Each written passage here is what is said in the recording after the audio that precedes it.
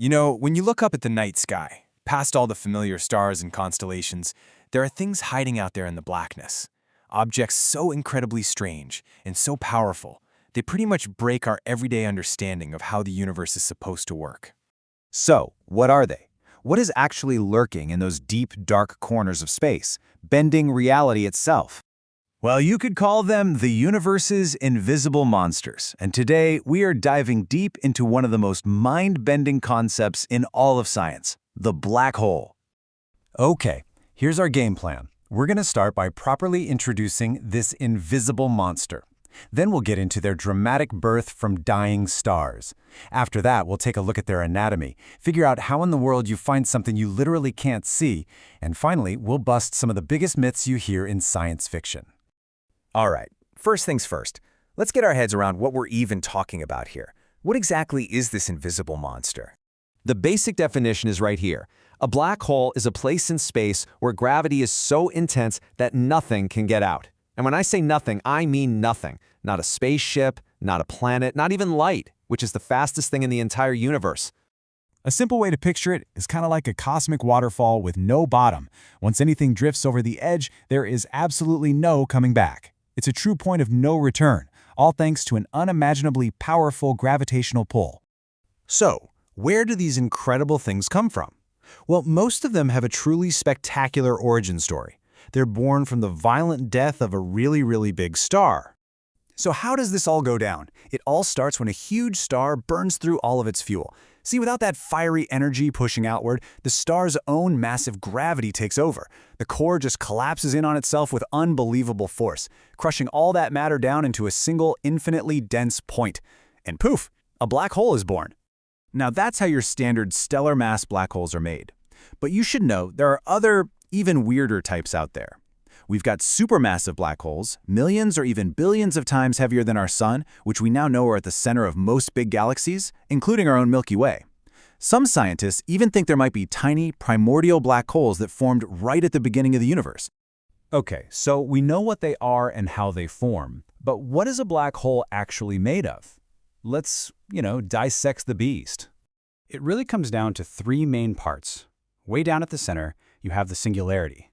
That's where all the matter gets squished into an impossibly small, infinitely dense point. Surrounding that is the famous event horizon. That's the boundary, the point of no return. And often you'll see a glowing accretion disk, which is just a super hot whirlpool of gas and dust spiraling its way in. And really, that event horizon is the key to the whole thing. It's what makes a black hole black. It's not a physical surface you could touch. It's an invisible line where gravity becomes so strong that to escape, you'd have to travel faster than the speed of light. And since nothing can do that, well, nothing gets out. Which, of course, leads to a great question. If they're totally black and invisible, how on earth do we know they're actually out there? I mean, how do you find something you can't see? Well, the trick is, we don't look for the black hole itself. We look for the chaos it causes around it.